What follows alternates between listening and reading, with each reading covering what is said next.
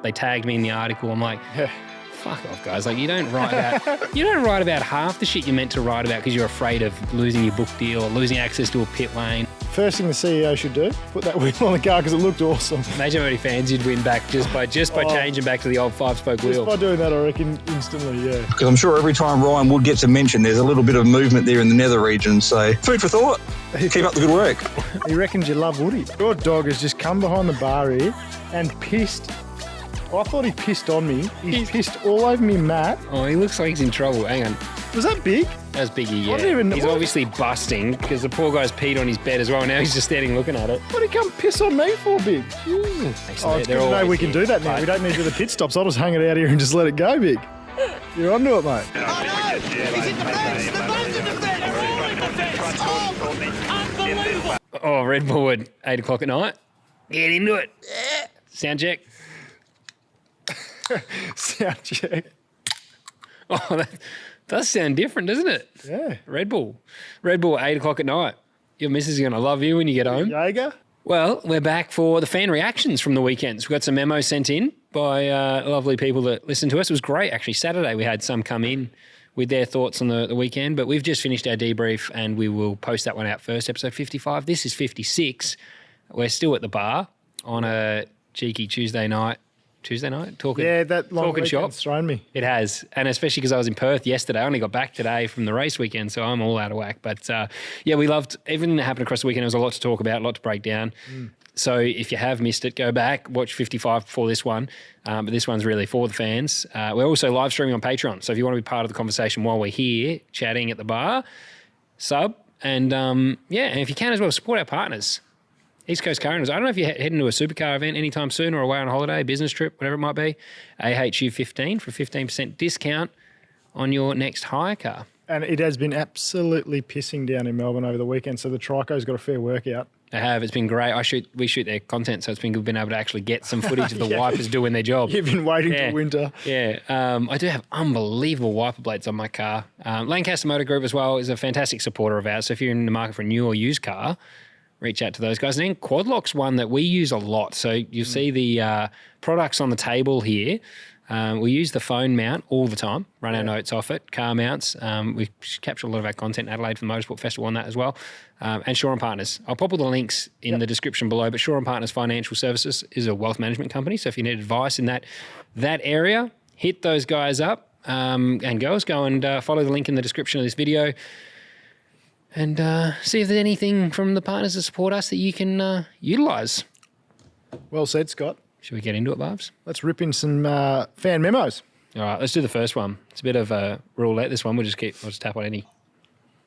Gents, long-time listener, first-time voice memo leaver, I guess is the term. Firstly, great pod. You guys do an excellent job, so thank you for that. Thanks, sir. Thoughts on today? Not a lot of passing for a track that normally has tons of tyre deg and invokes a lot of that racing. So it was a bit odd to see. However, Woody, great day. Should have won both races. Great to see Walkinshaw with two cars up the front. I know you hear that from you guys a lot, and it doesn't happen often. Goes well, especially considering they're full steam ahead with Toyota for next year. So, see how tomorrow goes. I mean, to get Woody, he should have won too. And to back it up would have been wild. Like to turn up and get your first race win and then a couple of hours later go straight back out and get a second. And but unfortunately, that's motorsport. It's cruel mistress. Yes, totally agree. Good that he did have. I did notice Murph was there in the flesh. So nice of him to have Murph there when he had that bit of a up and down weekend. Obviously to celebrate his win with him, but then also to have Murph to probably console him on the rest of the shit that went down. Would have helped him, I would imagine. Well, it was a popular short that we posted on our socials of Murph saying one of the things he believes Liam Lawson's lacking is the support from a mentor, someone that's been through the sport, and someone like Mark Webber for Oscar Piastri. And okay, you can argue whether Liam has the talent or the potential or whatever it might be, but he still believes like he would be doing better than he is today if he had the advice of someone like a Webber.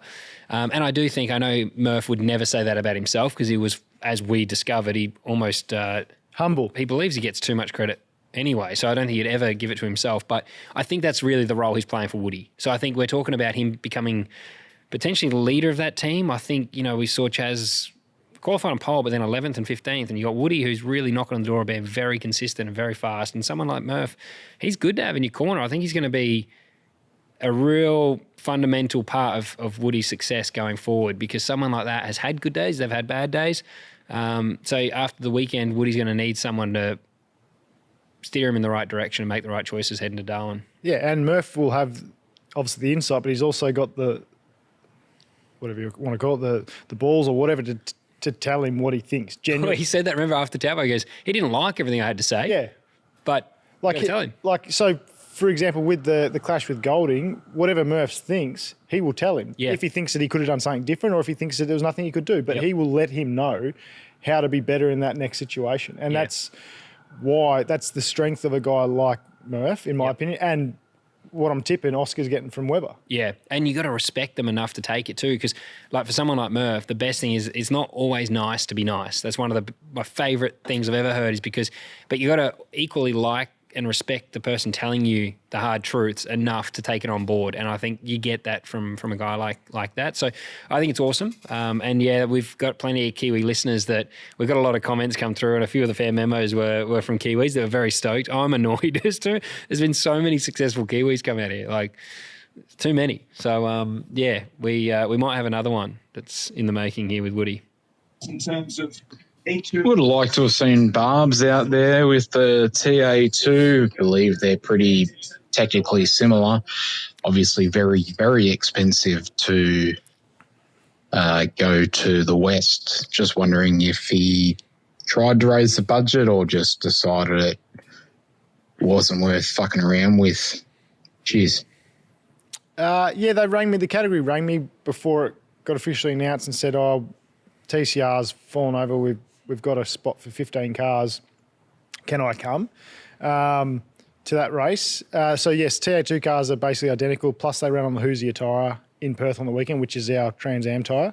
So the car's fully eligible, but it's just too expensive, and it's so close to Darwin. So my priority is... You would have had to stay... Well... Imagine the cost of... You said $6,000 it cost for the crew, was it? Or was that the That was flights to Darwin, but like the truck... So you would have had to double that because you'd keep them over there. Like the race teams obviously came with supercars, but yeah, you would have had to double that. For me, it's hard. Like my crew are weekend contractors. They've all got jobs and lives outside of motorsport. So one, that's difficult. Two, it's very expensive. Close to Darwin. My priority's Darwin. My car wasn't ready anyway. I had to get an engine rebuild after Bathurst. So yeah, and just too expensive. So yeah, for me, it wasn't worth it to go over and race a small field.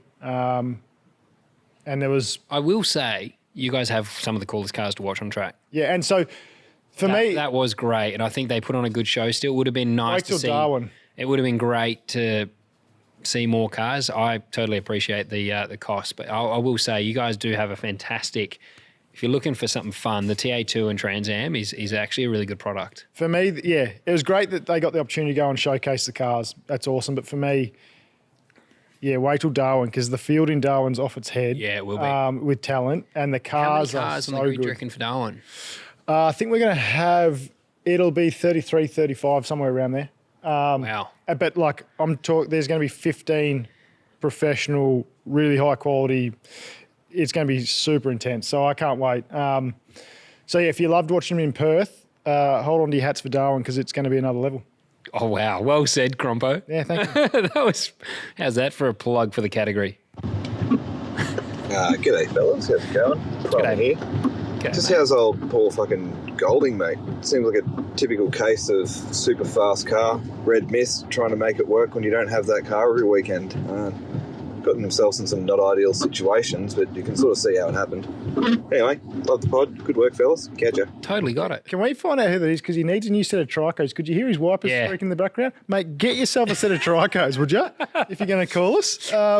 We should actually, if you're listening here now, DM me your address. I'm going to send you a set of tricos. There you go. Because they are squeaking. Tell me your car, make and model. Yep. And we'll get on to the guys. Because you're right, that was a good pickup. I was actually very much listening into that memo because he totally got it. In the debrief that we just finished, the episode prior to this one, we talked about what we think contributed to some of the mistakes that Golding made. Mate, you absolutely nailed it. I think when you're not consistently up the front, you get an opportunity with a fast car, and sometimes that makes you desperate. Red mist descends and you make some poor choices.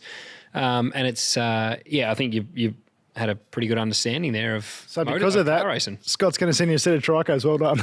Yeah. Well, Trico will. I'll let them know. Like, fuck, you giving out free wipers? Oh, we'll just pull them off your Mitzi. Yeah, right. Thanks, mate. Hey, Scotty Barbs. Just giving some thoughts on the Perth weekend. I guess more particularly on this Sunday race. Why didn't we see anything about Anton crawling around?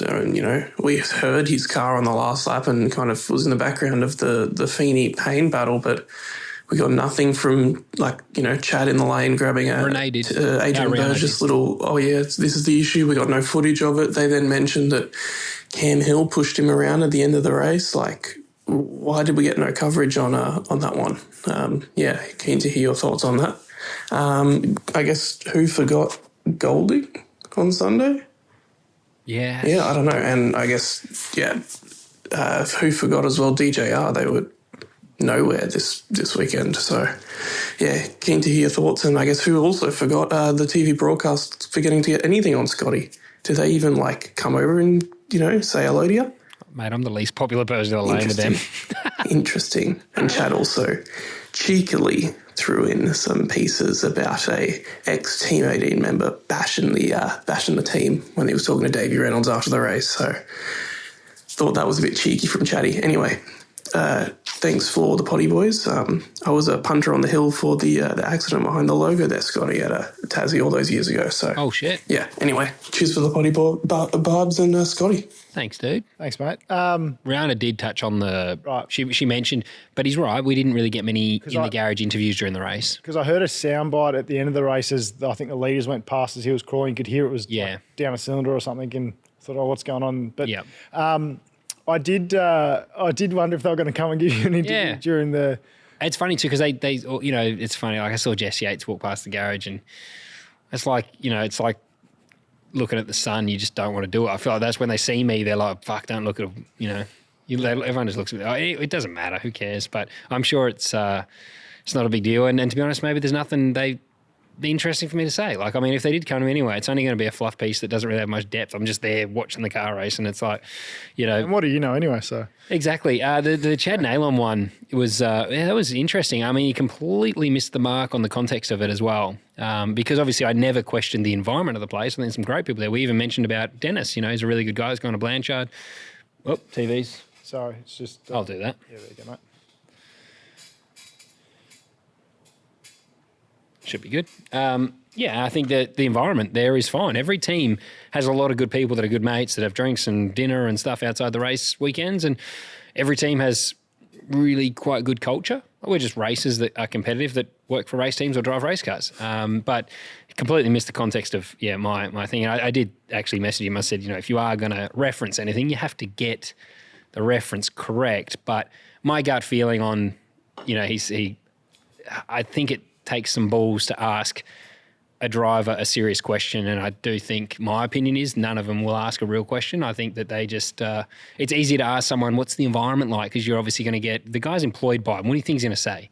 Yeah. But it'd be nice to actually say, do you think your team owner should take more responsibility rather than saying you're driving for your career? Should he be acknowledging maybe that the team as well is part of the process? But no one's going to ask those questions because they might lose access or whatever. So it is what it is. But I didn't like that Sleuth picked it up. They tagged me in the article. I'm like, fuck off, guys. Like, you don't write about half the shit you're meant to write about because you're afraid of losing your book deal or losing access to a pit lane or whatever. So honestly, it is what you normally get out of everyone in the lane. So here we go. Next one. Geez, that memo fired you up. G'day, hunters. Just want to say you boys are doing an absolute stellar job and love your podcast. Just want to mention something about Charlie today when he got interviewed after Dave's top 10 shootout run. And he said that Dave's been struggling of late. Mate, that's pretty ordinary. It's like throwing the guy under the bus a bit. Like, Dave, as you say, doesn't forget how to drive. I just think he's had a terrible car. Anyway, what are your thoughts on that? Anyway, guys, love your work. Keep it up and take care. I don't really have any. Nah. What do you think, Elliot? Yeah, I mean, we touched on it. So, it's probably not what I would say. to my staff member, like that they're underperforming or they're having a tough time or whatever. Mate, imagine if roles were reversed and he said that about one of the mechanics. Yeah. Poor guy would be fucking devastated.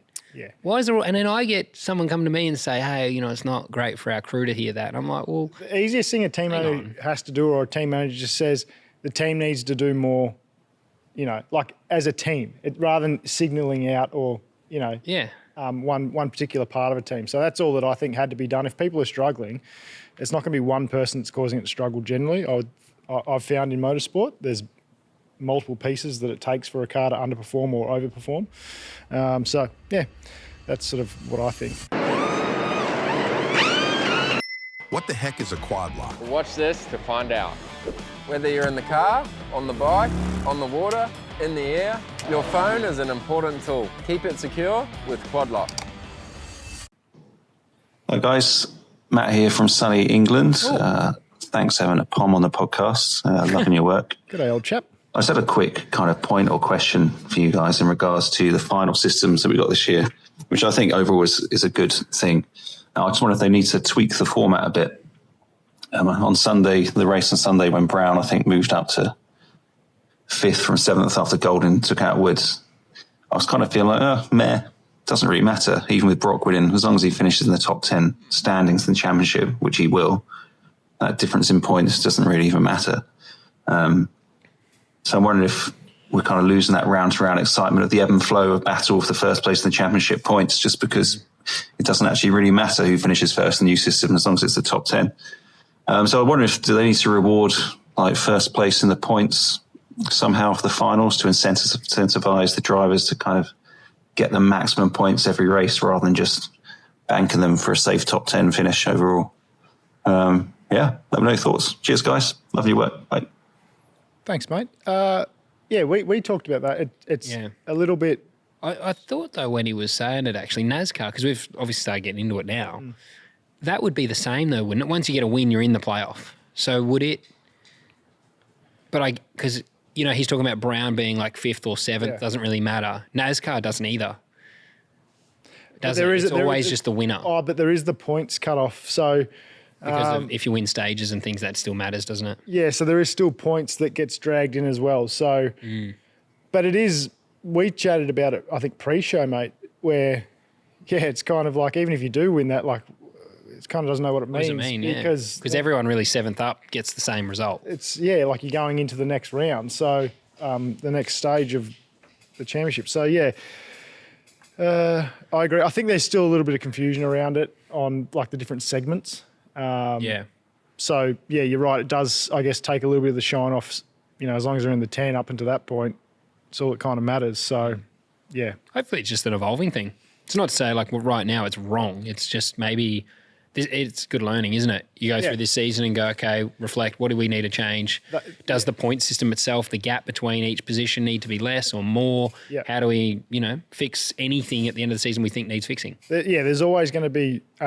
learnings from this year. For sure, there'll be tweaks. I've got no doubt they'll be bigger and better and stronger next year, but they needed to do something to work out where are the flaws and where are the things that need improvement. So, I think it's a good thing that we're working through it. Scotty, Barbs, what's going on? G'day, mate. I think we all know who are remembered this weekend, especially today. And I'm pretty sure Barbs called it in the preview, but JC on the podium, how good was that? Great to see for BRT. Great to see them get some reward after being 1.5 seconds off the pace in New Zealand. So great for JC and great for them. What a turnaround. Like 2 rounds ago, he was 5/10 off the back row.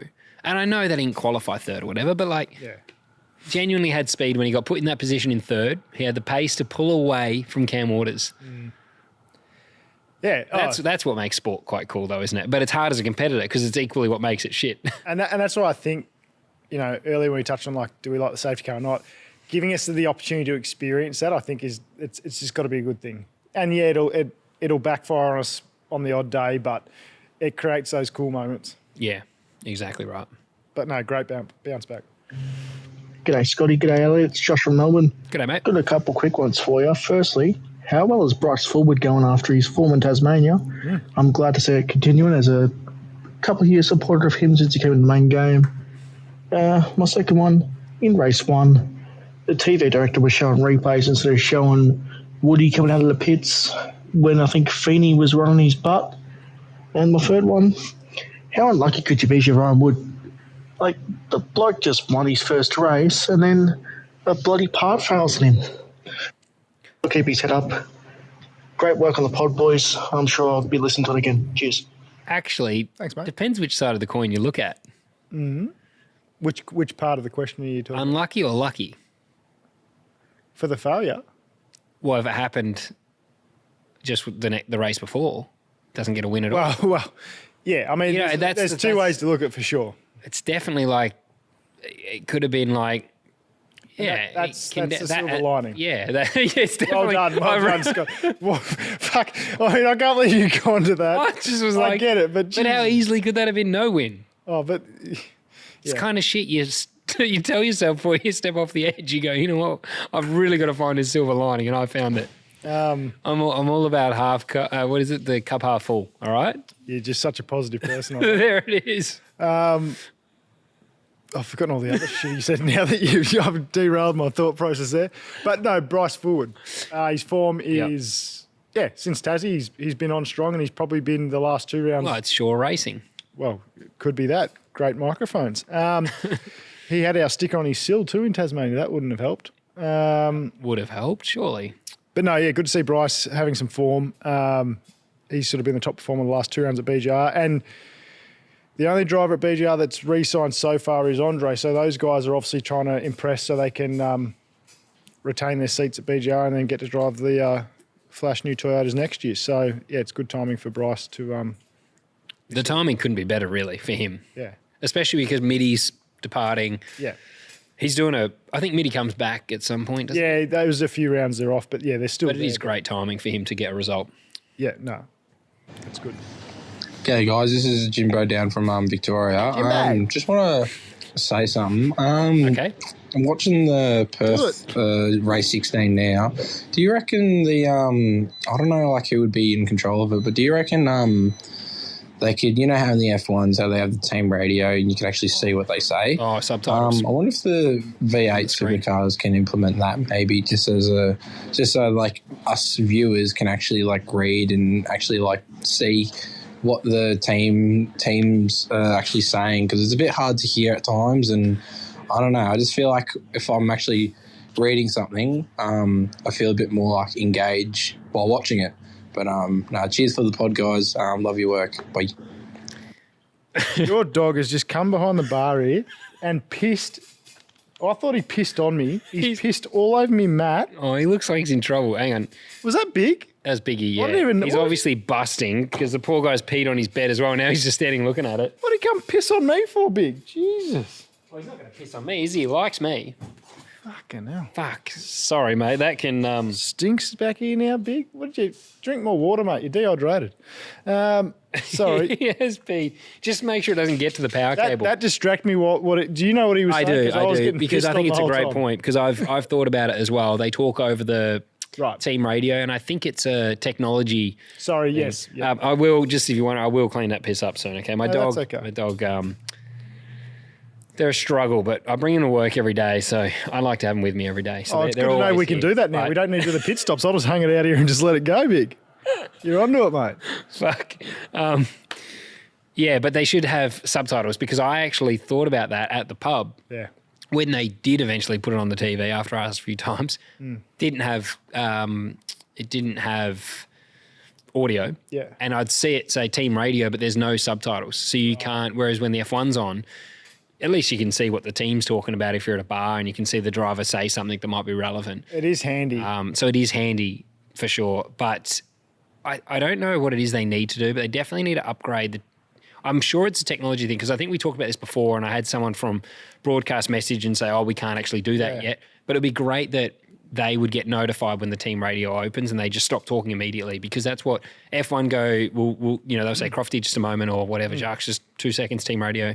Stop, let us hear that, because that is the most important thing of the whole race. Like, over broadcast, whatever the driver and engineer are discussing is more important than anything anyone could say at that time. Yeah, it's pure insight that everyone wants. So Exactly. Yeah. So, yeah, I agree, mate. They need to find a way to at least have subtitles so that if they do miss it or talk over it, we can still see. But Yeah. I don't know how they do that, but I'm sure they listen to every episode, so they'll be on it right now.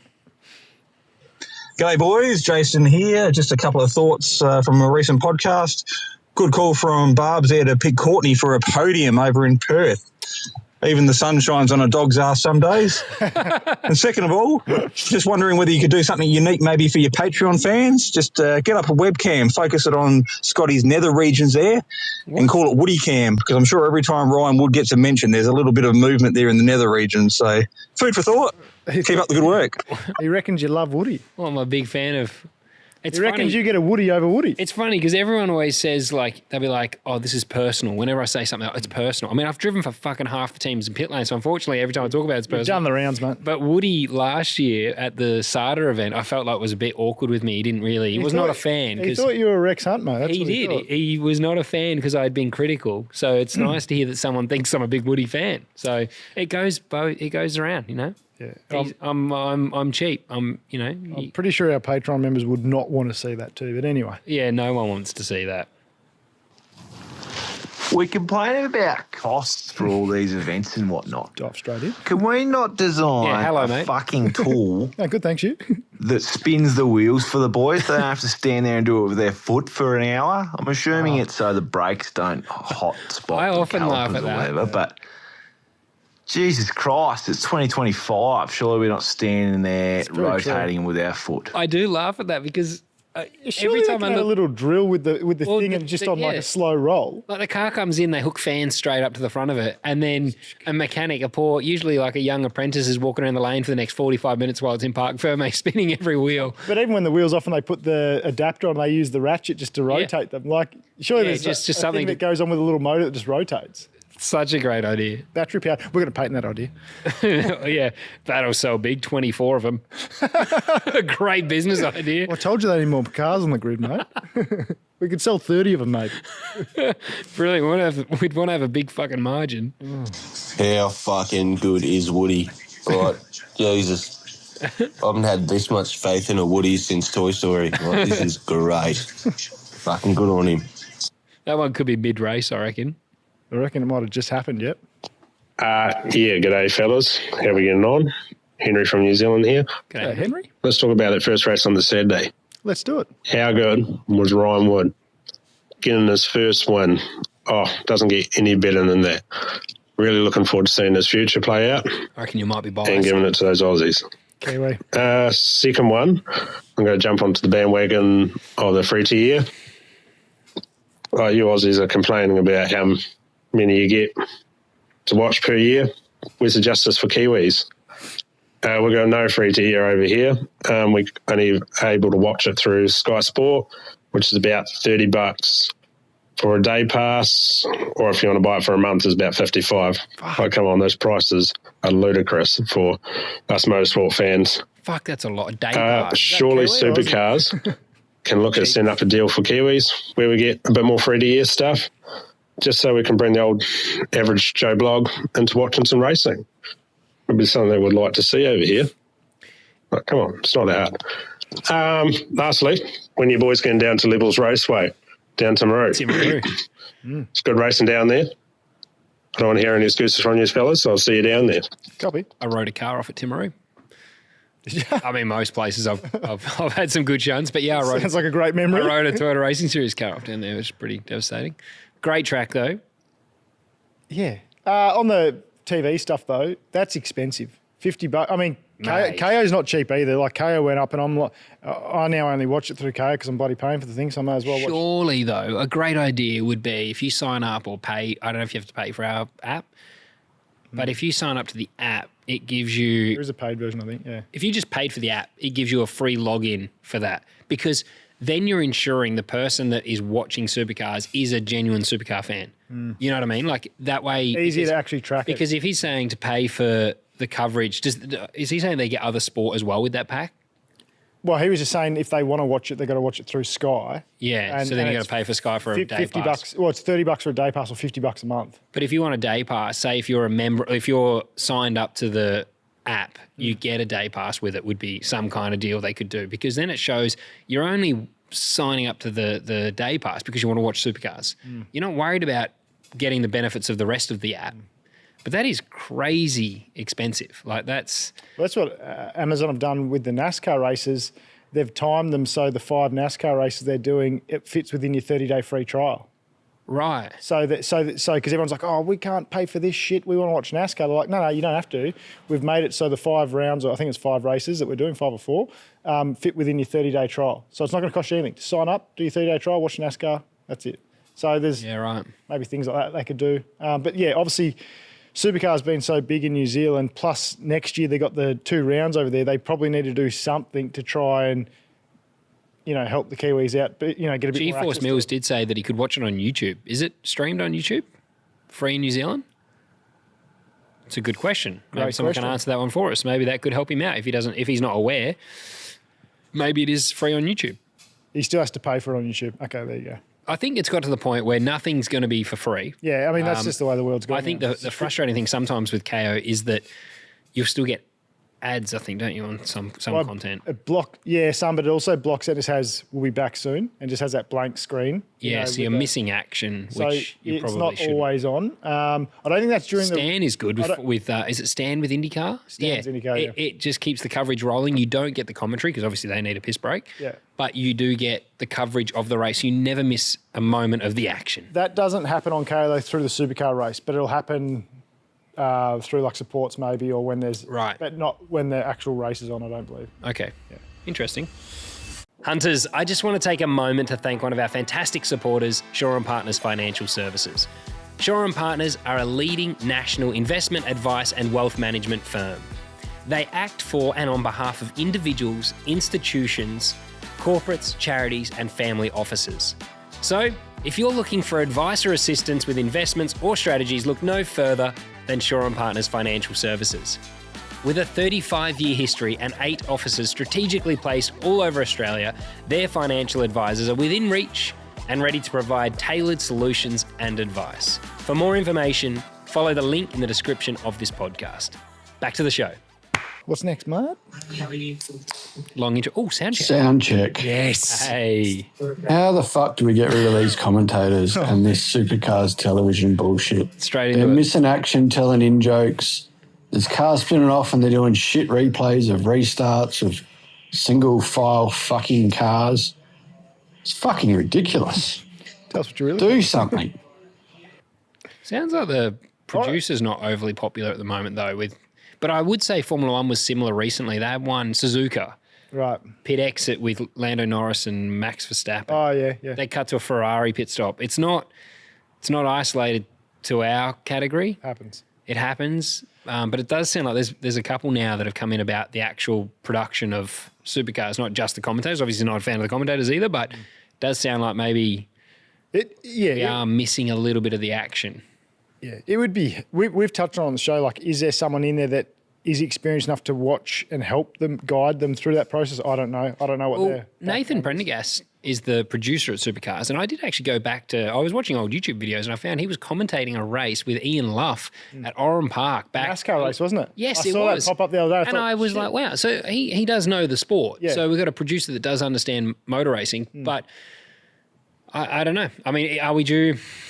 We've got a new CEO. Things happening next year. Are we due a whole new production team? I don't know. Like whether you keep the same company, but maybe a new producer. Or I know that they changed it with David Tunnicliffe and then went back to because Nath actually went off to the Supercross, I think it was, with Ryan Sanderson and Bailey, those guys. But he's come back and. But I don't know, maybe that's due a change as well and a freshen up because obviously we're a little bit stale at the moment. But yeah, I don't know. I mean, I imagine it'd be hard trying to think that far ahead and do it. But yeah, it seems like sometimes they do miss a little bit of stuff. I'm not sure why. I don't know what the makeup is there. But yeah, as you say, it's not just isolated Supercars. It does happen in other live sport. Yeah. When you're trying to, I guess. And I have seen the inside of their trailer when they're doing it. It is not Like, it's not a job that I would want to be doing. Super stressful. There's about 4 million cameras and audio things happening and stuff, and there's like one dude telling them to cut to camera A, cut to camera B, zoom in on the front straight, calling the action. So one thing I'd say, there was a really good feature done on Bathurst a long time ago. You'll find it on the YouTube for Supercars. You'll have to search for it, but it was a really good insight, I thought, into that, because I didn't realise just how technical it was before then. So it's not easy to produce. It's easy to say they're doing a shit job. Correct, yeah. But yeah, it's still a conversation to have. First time caller, long time listener. Love the pod, guys. Thanks, Who mate. remembered would have to be Ryan Wood or JC, and who forgot? I think it'd have to be Andre Heimgartner. That's who you picked, wasn't it? Bloke knows about as much as you. Oh, that was it. That was it. Okay, thanks for joining us. Yeah, no, thanks. It was on it. That's good for the who remembered, who forgot. Thanks for calling in and giving us your thoughts. Was not easy to pick the who forgot, that's for sure. No. Hey lads, the races not terrible, but I agree with your post about the Team 18 potential driver change with Defford. Who would really want to go there, even though it's that HT team? Harry Jones is going to go there. Yeah, you're right. Like, calling it. Yeah, I think Chevy's not in a good spot really when you look at the top 10 or so cars and take out Triple Eight, who's going to Ford, Walkinshaw that's going to Toyota, and really doesn't leave much room there. So I think Chevy were pretty doomed no matter what team they picked. Anyway, cheers for the pod, boys. So on that, I think it's being that Team 18 are the HT team, I think it's too high risk to go a young, unproven. Is my personal opinion. Well, I think that might be the delay in the driver announcement, whether they do continue with Dave or not. Yeah. But they are definitely getting ready for Harry Jones. But whether or not he's in a position yet to... He hasn't even raced the things yet. No. So she's fucking early days to be calling that one. Yeah, I know. Isn't it? Like, as a team, like, he's done what? An evaluation day or a test day. Yeah. Like, how do you know? Yeah. So and yes, he's a great driver in Porsche and stuff, but, like, they're a different beast. Yeah. But yeah, I just think my personal opinion is like, I just think like if I was GM and they're the HT team, I'd be like, well, we need 2 senior proven people in the HT team to help lead it rather than one and a junior. Like would be how I would. Yeah. And I mean, I said this to Adrian that I think the problem they're facing is that if GM went to Premier, they had a dream to sell in that, you got RD behind you, there's the investment. It still seems like it's a fresh enough team that there's promise there, that there's things that are going to change, that a driver might go, actually, yes. You know what I mean? Like that's an opportunity that I think could pay off, which is where Team 18 was probably 3 years ago, 4 years ago. But I feel like when you get Charlie in front of the camera, he said in that press conference that they've got a CAD designer starting. As a driver, I'd be like, that's it? Like, really, Jeremy Moore's probably going to be focused on the IMSA program. He's not going to be able to fully invest his time into supercars.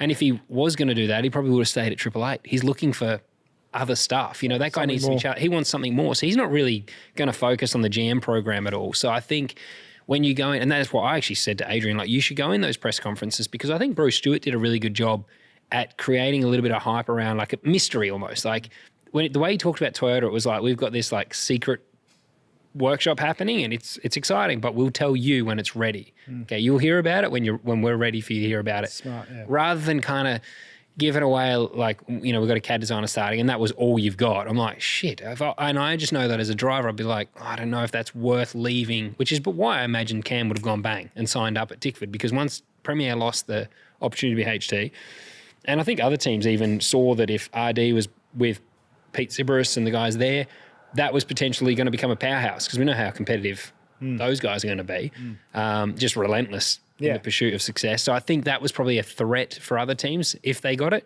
But for a driver, that would have been what you would have gone, oh, maybe I will make the jump. I'm sure that was probably something Cam did think about and go, shit, if they got it, maybe that is exciting. So that's definitely something that was sort of the post. It was nothing... that was what it's about, really. I think that's where GM run into a little bit of trouble. Yeah. Hi, it's Paul, Cheyenne and Mitch here in Auckland, New Zealand. Hi, guys. Yo. Hey, Love the a few of pod. them. Trio. Yeah, totally. Oh, I haven't got a can with me, so I can't do a sound check. Anyway, look, we just really enjoyed some racing just now, just watching Woody get his first win. That was totally awesome. And, of course, I'm so happy running of the Bulls. Oh, yeah, for sure. Mm-hmm. Felt like we're joining their It was pod. awesome, really good to see the fighting between that top, was it 5 or 6 as well, between WAU and Maddie and the Bulls as well. That was awesome to see. Like I said, you don't see in racing like a freight train up the front. No. It just doesn't happen. But also fresh air from the commentary, hearing old Frosty getting in there and giving some new insight. That was pretty awesome. Sure. Yeah. Yeah. And I got to say, I think my highlight was seeing Garth Tander's face when Scaife pulled out the word placate after What does the that race, mean? and just looking the look on Gigi's face of being like, "What kind of word have you just pulled out, mate?" Yeah. Well, it was a really good watch, and love the show, lads. And Thank you. Keep up the great work. Yeah, we love yous and really appreciate what you do and some of the insight that you guys bring. So we appreciate you. Keep going. You're amazing. Good stuff, fellas. I tell you what, they had some chemistry. That's a good pod. I just listened to that for a That was our first threesome. Thanks for calling, guys. That was brilliant. I mean, I feel like we sat in on a pod there for a minute, but that was Pod very within good. a pod, they're saying in our comments here. Yeah, that was brilliant. That was really good to hear that, you got a few people sitting there that obviously have had a good day watching the supercars, and it is it's such a good product. I think it is fun to watch, but they made a good point about, we just saw 3 teams going at it. I think Brock obviously had some pace there, but Matty Payne, after he got in that position, he was there. He put him under some serious pressure. Yep. So yeah, it was cool to see so many teams actually in the fight for the win at the end of the day. No, it's You don't get that many other forms of motorsport. We still haven't had, all year, we haven't had a snoozer yet. Nah, it's been probably the best year of racing we've had in a long time. Yeah. G'day guys, it's Billy here from Hastings, the guy with the buggered liver who doesn't do sound checks. Hey, You're all right, mate. what's the go with the pit building, with the podium being on top of the pit buildings? What's the deal with that? Where's the accessibility for the fans? I remember being 14 and going to the last Hamilton 400 and seeing Frosty, Davo and Whincup all within touching distance, being able to actually go on the track and walk over to the wall and watch them on the podium. I've still got a piece of rubber that come off of a tyre during the degradation that's somewhere in the house, but they had it on the roof at Perth, they had it on the roof at Tassie, and they had it in Taupo. They had it on the other side of the pit buildings, which I suppose is accessible to fans. I don't know, but if I was a fan at the racetrack, I'd be fuming. I'd want to at least see it.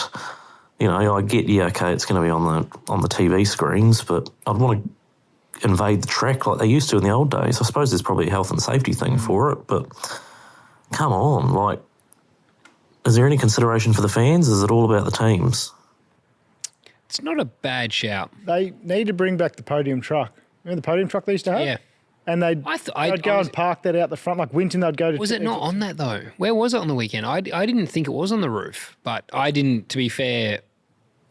in the garage, Will and Andrew started debriefing immediately. They didn't go to the podium. They were chatting, so I missed the podium, so I'm not sure where it was. I thought it was actually at pit exit. Yeah, I thought it was pit exit too. But either way, the truck was great, because I remember at Winton, they would roll it to the exit of turn 2, right on the grass hill where everyone was, and then... Yeah, you'd have to drive up there and then the mechanics would drive the car back. Yeah, I totally agree with you, mate. I think any time we can bring the fans to be able to touch and feel and get sprayed with some champagne or something, add that excitement, I think it's a great thing. So, that's probably something that's been maybe a bit of an oversight. Well, a couple of people have thrown in here now, Liam and Thomas, that it actually was on the roof, and Thomas has added that you needed an extra pass to get up there. So you need a paddock pass to get in. So that's probably something that needs to be looked at, because you're so right. And for the people on the podium, I don't want to just be looking down at my team. I want to look at the whole crowd and everything. I want to have everyone there. So Bathurst is exactly that. You've got a small row of your team members for each person on the podium, but then it's a sea of fans, and you're throwing race boots to them. It's it's a moment that like I vividly can see that exact photo in my mind of the podium there. And I don't know any other podium that feels like that. And that's a fan experience too, that they equally get that feeling that they wouldn't know anywhere else. Well, Bathurst, you know, it's like at Bathurst, mate, once you guys have finished, the teams have to shut the roll doors because guys are over the fence and running They're on the stealing track our shit. and they're stealing whatever they can grab. Yeah. So, but that's cool. The pit booms come down before the end of the race because they know people will just like roll the lane and take whatever they can get. Whatever's not tied down or bolted to the concrete, they're I taking. remember when I must have been there for your first second you had there, and I was in the garage and they're like, we're just going to shut all this up. I'm like, what do you mean? They're like, nah, because like, watch this. Guys are going to jump the fence and they just take whatever they can. So, but yeah, no, good call. We need to get the podium back near all the GA or everyone that's in that area and try and get you guys involved with the podium. So that's saying that hopefully Supercars listen and can maybe make some adjustments. They have thought about it because at the Grand Prix, Liam's added in here as well, that at the Grand Prix they did that. And I remember Earl Evans saying, I thought it was going to be a bit rubbish, like over that side, not on the official Formula One podium. Yep. And then he went on the Saturday, they're on the podium. He said, mate, it was unreal. The amount of fans. And then Sunday I got to experience it, standing behind the barricade with the cars. And there was a lot of people. Like you've got to put it somewhere that anyone that's walked in the track can get access to, for sure. Because I think it worked really well at the Grand Prix, and I reckon that would be good at every track. Yeah, no, you're right. I do remember Earl saying that now. Chuck us on a golf buggy and drive us 100%. 5 minutes if you have to up into the... Yep, get a couple of gators ready to go, grab the top three and buzz them up. Yeah, drive us somewhere cool. Yep. Supercars, what a wheel. What a what? Golding and Wood didn't unlock wheels. So why is that a penalty? Well, I thought rubbing is racing. Your thoughts? He's talking about the wheels. Yeah. Interlocking wheels happens all the time. Is that something as well, like the suspension failures? Could it be a rim-on-rim thing that's actually... Yeah, there's a lot of... Turn one, they only need to interlock a bit, break the suspension, break the world. Yeah. Wheel-to-wheel, any wheel-to-wheel contact always fractures or puts impact into everything else. Almost every crash that's happened that's resulted in a DNF has been the wheels interlocking. Someone did I think it was one of our Patreon members or one of the hunters out there sent us a image of a car with the old 5-spoke on it. Oh, it looked epic. It looked amazing. So Nick Moss, I think it was, Designs. Maybe it was... Did one for us. Yeah, someone sent it and I just go, that looks shit hot. So first thing the CEO should do, put that wheel on the car because it looked awesome. Imagine how many fans you'd win back just by changing back to the old 5-spoke wheel. Just by doing that, I reckon, instantly, yeah. That was the last one. Cool. That was good. Fantastic. That was a good couple of pods. Yeah, apart from getting pissed on it was not bad. Yeah, well, that's true. My dog did piss on the back of your boots. He's fine though. Flipped his bed. He's stoked. Yeah, good on you, Big. Appreciate it. Thanks to everyone that sends the memos in as well. We'll put that link in the description of this video. So if you want to send us any thoughts or ideas or corrections that we've made mistakes on or anything like that, we'd love to hear from you. And we will, go through them and you might make the pod. 100%. Thanks, guys. Appreciate you tuning in. And if you're not a Patreon member, sign up and then you can jump in here and tell us what we do and don't know while we're recording, which is always handy. Or help us if we need to find a friend. Yeah, correct. All right. Thanks, guys. Have a great night.